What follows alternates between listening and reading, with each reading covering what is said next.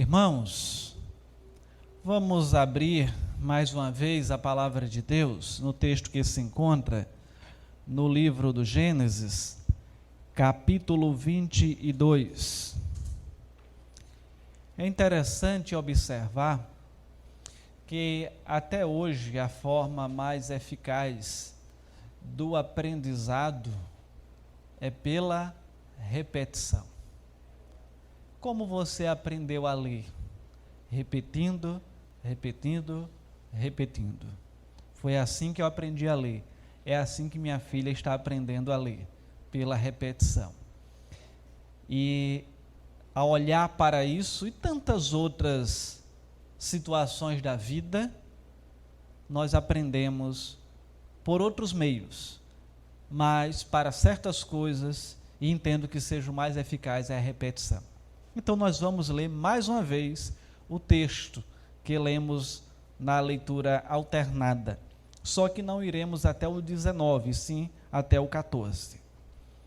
Gênesis 22, a partir do versículo 1, diz assim: Depois dessas coisas, pôs Deus Abraão à prova, e lhe disse: Abraão, este lhe respondeu: Eis-me aqui.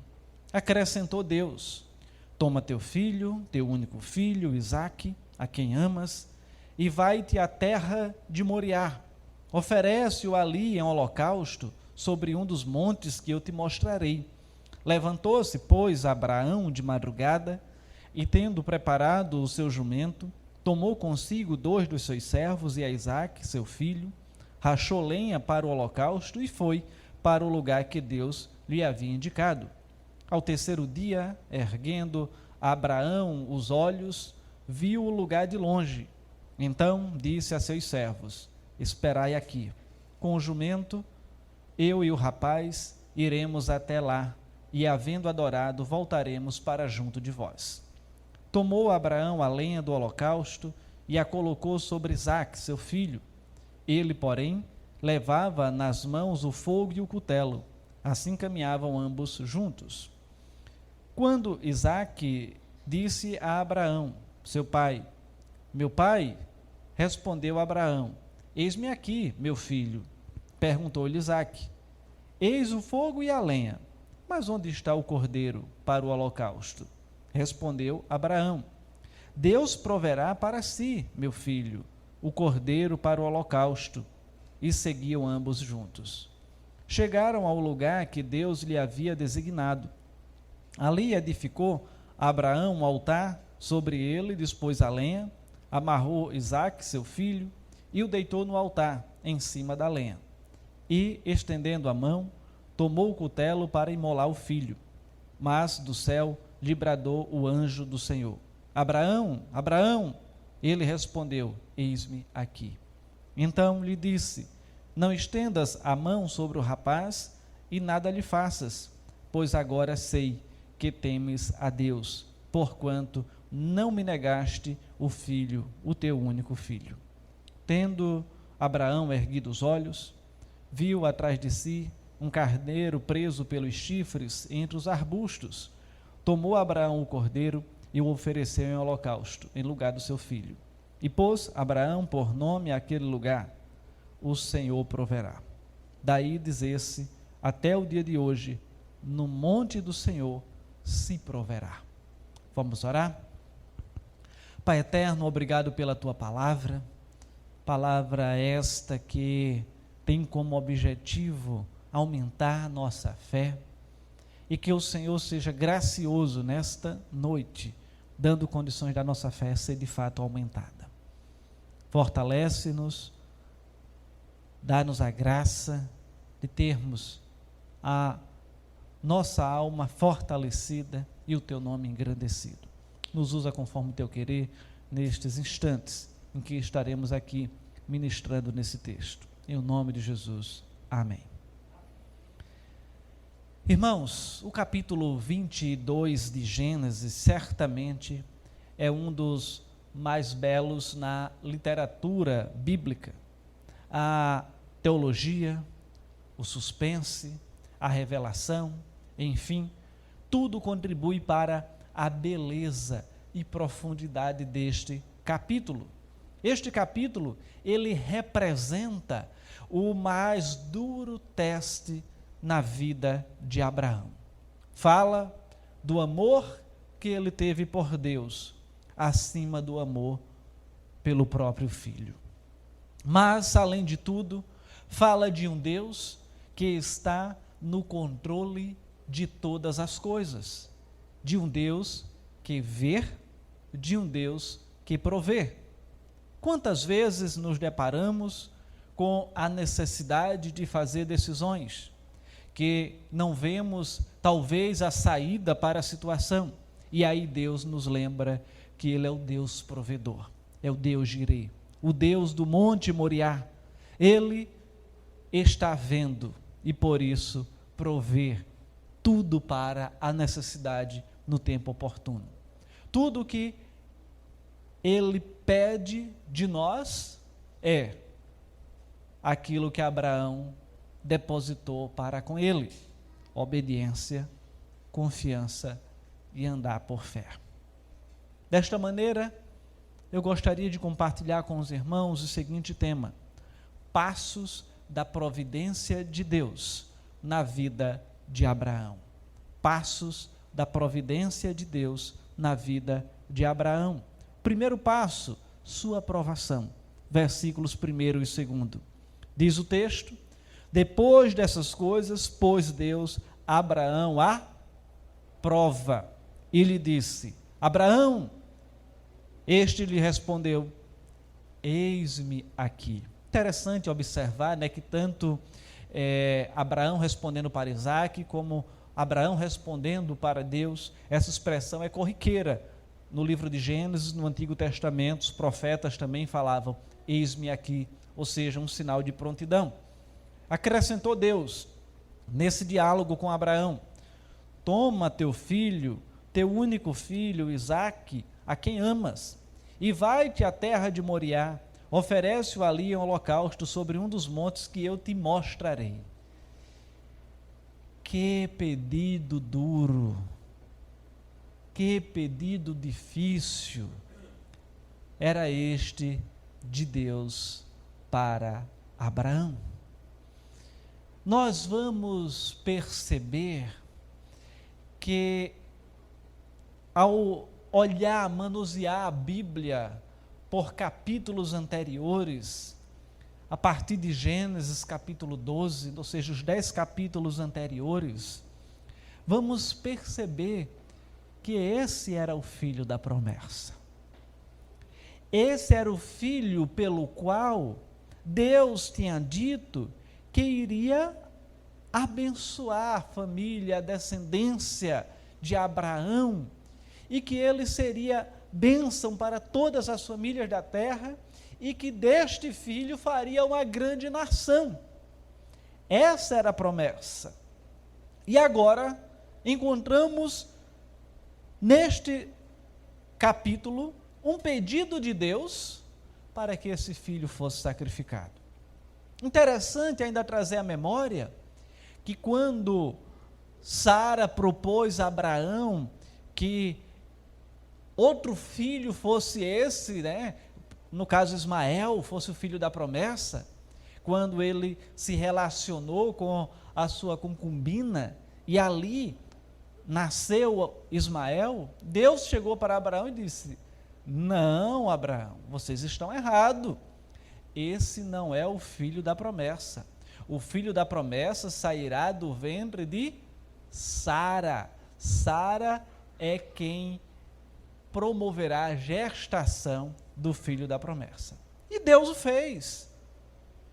Sara, idade avançada, Abraão também com idade avançada, Sara estéril, Abraão impotente, mas Deus fez o milagre e veio o filho da promessa. E Abraão creu, Deus é milagroso. E chegamos agora, e o Deus que fez o milagre diz: me dá o filho em sacrifício. Parece contraditório, mas é necessário entender que tudo tem um propósito. Um determinado comentarista diz que esse capítulo, ele é um paralelo de Gênesis capítulo 12. E essa frase lembra do outro mandamento que Deus deu a Abraão, justamente lá em Gênesis 12. O que foi que ele disse lá? Abraão, sai da tua terra, da tua parentela, da casa de teu pai, para uma terra que eu te mostrarei. E agora, no capítulo 22, Deus pede que ele lhe entregue o filho. Então, lá no capítulo 12, Deus pediu para que Abrão, à época, abrisse mão do seu passado. E agora chegamos no capítulo 22, e Deus pede que ele abra mão do seu futuro. Deus pediu para oferecer Isaque em holocausto. E a palavra no texto original aqui representa um sacrifício completo. Deus, ele não estava pedindo apenas um sacrifício humano, mas falava de uma entrega total de Abraão, de uma entrega de coração. Então é isso que nós vamos perceber aqui, de maneira que esse era o primeiro passo para Deus agir com providência na vida de Abraão. O primeiro passo foi a aprovação. O segundo passo foi a obediência de Abraão. Essa obediência, ela foi 2 semanas depois, 1 mês depois, 1 ano depois? Não. Ela foi uma obediência imediata. É interessante notar o silêncio de Abraão. Lógico que a Bíblia não registra todas as coisas, mas aquilo que é importante ela registra. E em especial aqui, ela não registra que Abraão questiona, que ele duvida, que ele pergunta, mas registra que ele obedece. Veja o versículo 3. Levantou-se, pois, Abraão de madrugada, e tendo preparado o seu jumento, tomou consigo 2 dos seus servos, e a Isaque, seu filho, rachou a lenha para o holocausto, e foi para o lugar que Deus lhe havia indicado.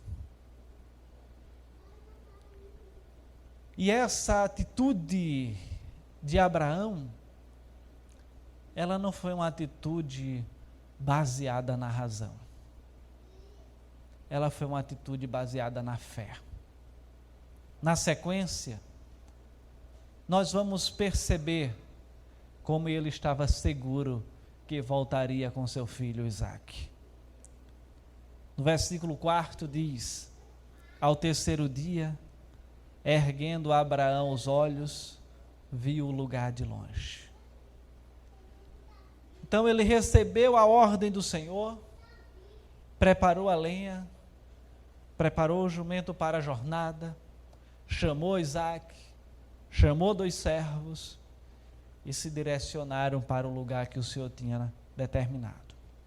Depois de 3 dias de jornada, ele olha ao longe, ergue o seu olhar e ele vislumbra a terra de Moriá. Podemos pensar que, como ser humano, seu coração pode ter apertado, mas ele continuava num passo de fé.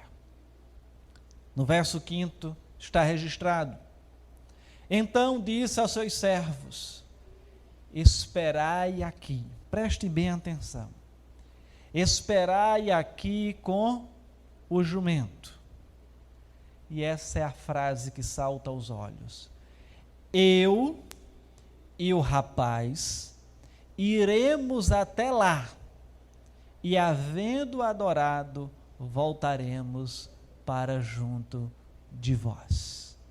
Ele não disse, eu voltarei. Ele diz, eu e o rapaz. Quem era esse rapaz? Isaque. Eu e o rapaz voltaremos. Como poderia ele estar tão seguro que voltaria? Hebreus capítulo 11 versículos do 17 em diante nos dá a resposta. Lá diz: pela fé, Abraão, quando Deus o pôs à prova, ofereceu Isaque como sacrifício. Aquele que havia recebido as promessas estava a ponto de sacrificar o seu único filho, embora Deus lhe tivesse dito: sua descendência será estabelecida por meio de Isaque. Abraão levou em conta que Deus era poderoso para ressuscitar Isaque dos mortos, e figuradamente recebeu Isaque de volta dentre os mortos. Essa era a fé de Abraão, era esse passo de fé que ele estava dando. Ele estava dizendo: eu creio num Deus Todo-Poderoso que fez uma estéril dar à luz, que fez de alguém que não tinha condições de gerar um filho já na velhice. E se Deus ele fez isso, Ele é poderoso para fazer muito mais. E se Ele está pedindo meu filho, eu vou entregar, porque eu sei que Ele é poderoso para ressuscitar. E assim o fez. A fé de Abraão era embasada na palavra de Deus e não nas circunstâncias. Era embasada naquele que poderia fazer grandes coisas, e de fato fez. E se ele tivesse sacrificado Isaque, Deus ressuscitaria, porque ele era o filho da promessa. A obediência, ela foi completa. E algo que ainda salta aos olhos é a submissão de Isaque. Isaque havia sido educado nos caminhos do Senhor, no temor do Senhor. E ele ali, já sendo um adolescente, indo para a juventude, ele questionou, mas ele não fugiu, ele não se opôs, quando já estava ali amarrado para ser sacrificado, porque ele sabia que o seu pai, ele temia ao Deus dos exércitos. E assim, irmãos, os passos da providência de Deus na vida de Abraão. O primeiro foi a sua aprovação. O segundo foi a sua obediência. E o terceiro passo foi um passo dado pelo próprio Deus. Foi a resposta divina, que é o que encontramos a partir do versículo 11.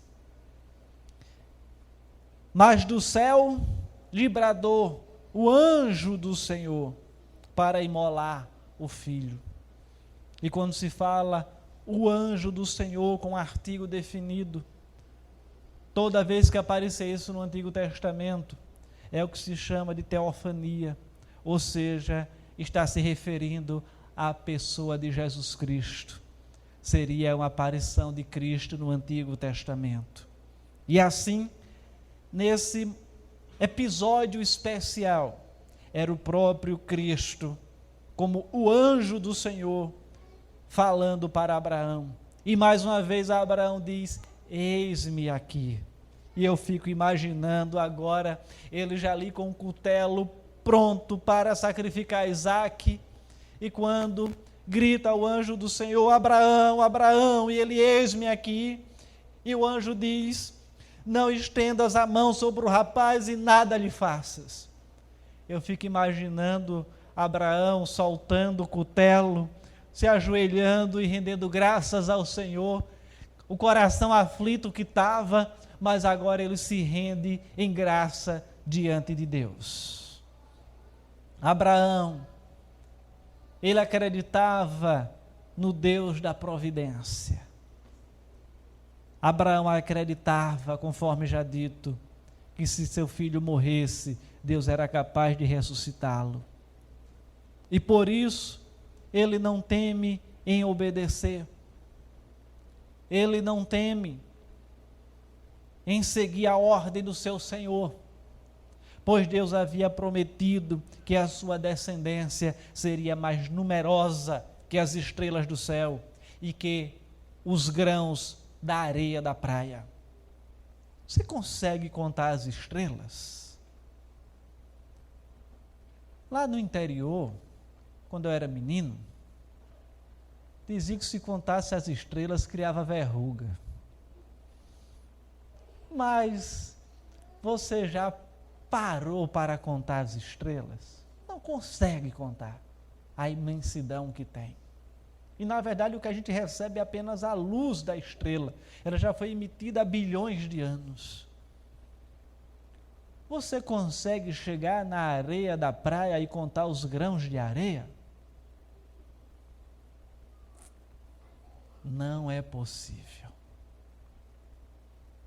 E essa foi a promessa para Abraão feita por Deus, e seria cumprida a partir da descendência dele por meio de Isaque. E assim é comprovado que a fé de Abraão é de fato sincera, servindo assim ele de exemplo para todos que viriam lhe suceder. Quando olhamos para a sequência do texto, apenas para a gente não perder o raciocínio, o versículo 13 diz: tendo Abraão erguido os olhos, viu atrás de si um carneiro preso pelos chifres entre os arbustos. Tomou Abraão o carneiro e ofereceu em holocausto em lugar de seu filho. Interessante também observar que isso aqui já prefigura o sacrifício de Cristo. Quando um carneiro, um cordeiro, ele foi imolado, ou seja, sacrificado, em substituição ao filho de Abraão, Isaque. E quando olhamos para o que Cristo fez, chamado de Cordeiro Santo de Deus, ele foi ali imolado, foi sacrificado em substituição ao meu e ao seu lugar. E na sequência chegamos ao versículo 14, que diz assim: e pôs Abraão por nome aquele lugar, o Senhor proverá. Daí dizer-se até o dia de hoje, no monte do Senhor se proverá.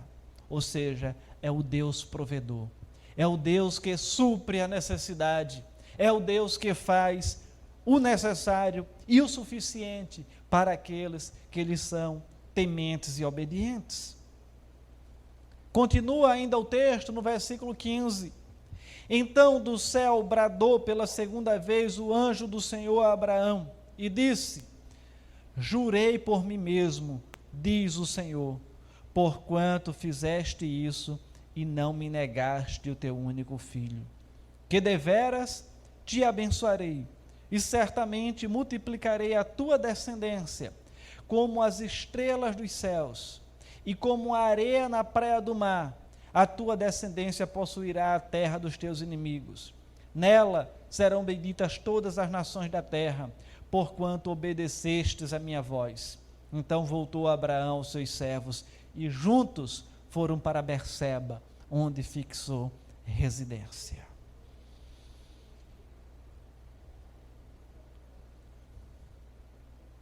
O versículo 16 diz o quê? E disse: jurei por mim mesmo, diz o Senhor, porquanto fizeste isto e não me negaste o teu único filho. Ou seja, vamos encontrar aqui a prova que Deus precisava de Abraão. Não que Deus precisasse, porque Deus não precisa de nada. Deus sabia de tudo que iria acontecer? Sabia, porque Ele sabe do presente, do passado, presente e futuro. Ele é onipresente, onisciente, Ele está em todos os lugares, Ele é onisciente, conhece todas as coisas. Mas o que é que ocorre, irmãos? Ele apenas estava com este episódio na vida de Abraão, fazendo com que ele tivesse a sua fé fortalecida ainda mais para seguir avante e deixar ele como exemplo para todas as gerações que viriam depois dele, até para ele ser considerado o pai da fé. E é por isso que nós olhamos para esse episódio na vida de Abraão e vamos então ter a nossa fé fortalecida, olhando para o seu exemplo de fé, chegando a uma situação extrema de atender um pedido de oferecer o próprio filho, que era o filho da promessa. E ao olharmos para tudo isso, é necessário perceber e entender, a partir dessa situação, que Deus é o Deus provedor. Ele foi aquele que proveu o substituto para Isaac, e Ele provê todas as coisas nas nossas vidas. É o Deus de Abraão, o Deus de Isaac, o Deus de Jacó, o Deus de Israel.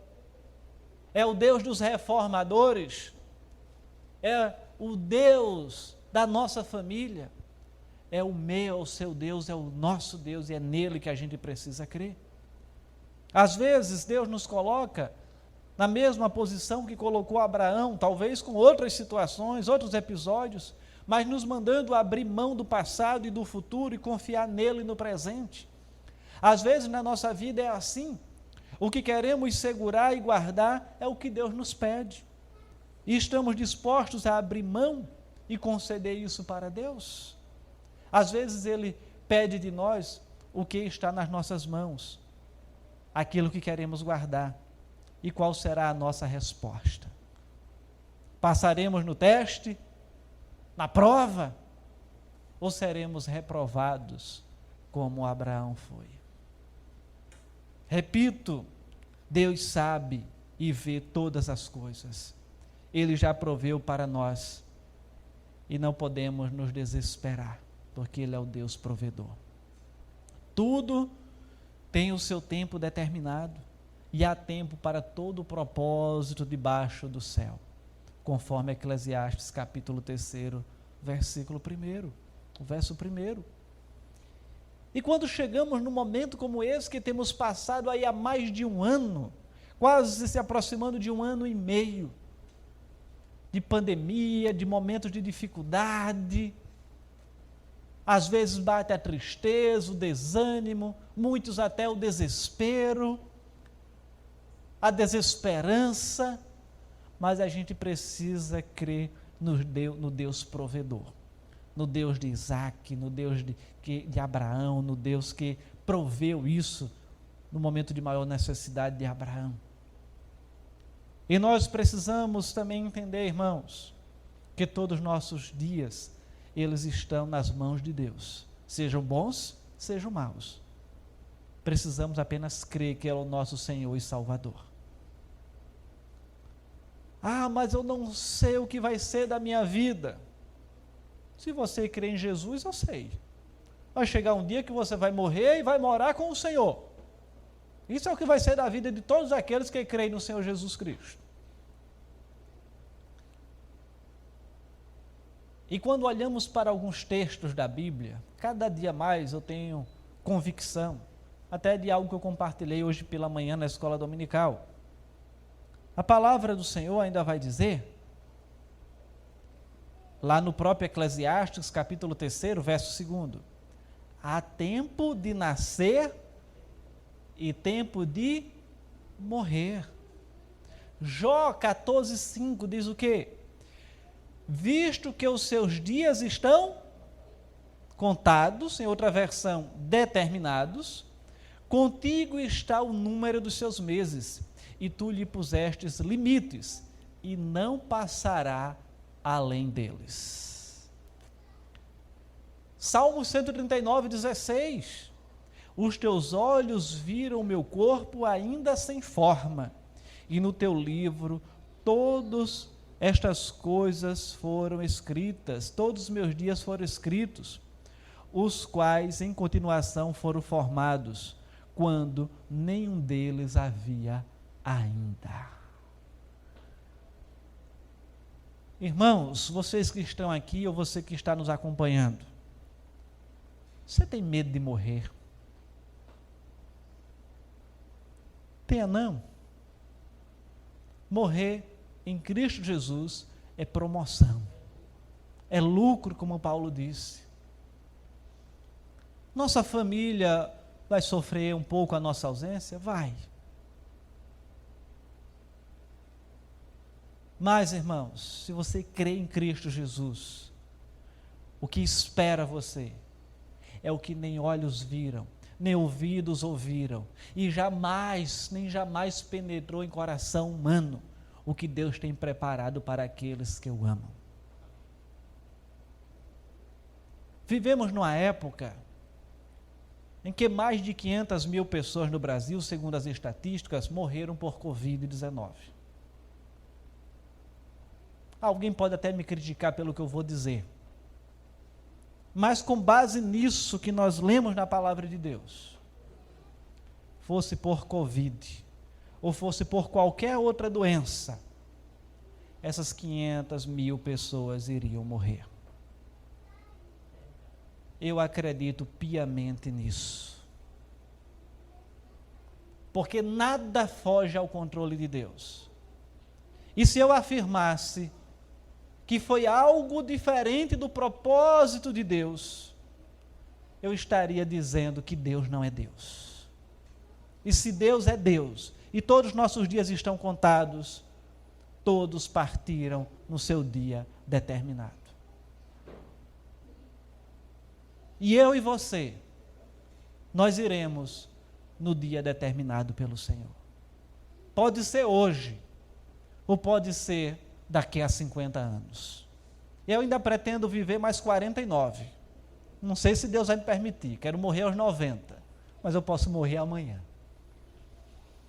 Que o Senhor cuide de nós, que o Senhor continue sendo gracioso e misericordioso, e nos dê condições de continuarmos sendo fiéis ao seu nome e à sua palavra, no nome de Jesus.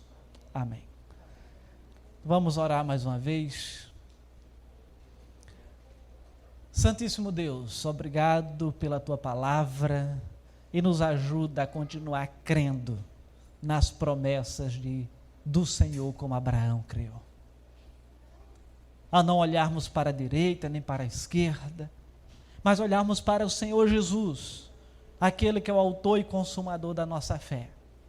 E ao fazermos isso, prosseguirmos caminhando, peregrinando neste mundo, até o dia que estaremos para sempre com o Senhor. Pai eterno, fortalece a nossa fé, fortalece o nosso vigor e nos dá a condição de prosseguirmos sendo fiéis a Ti. Eu sei, Senhor, que às vezes esse mundo é mau, a carne nos tenta, caímos, mas nos levanta, Senhor, e nos dá condições de avançarmos, olhando para Ti, olhando para o que o Senhor já reservou para nós, e desfrutarmos de muito mais, do muito mais que o Senhor já tem para aqueles que são os seus servos.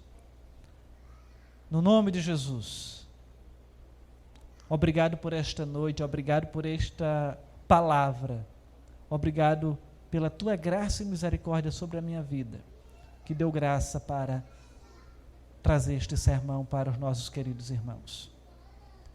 E continua a ser conosco, hoje e sempre. No nome de Jesus. Amém.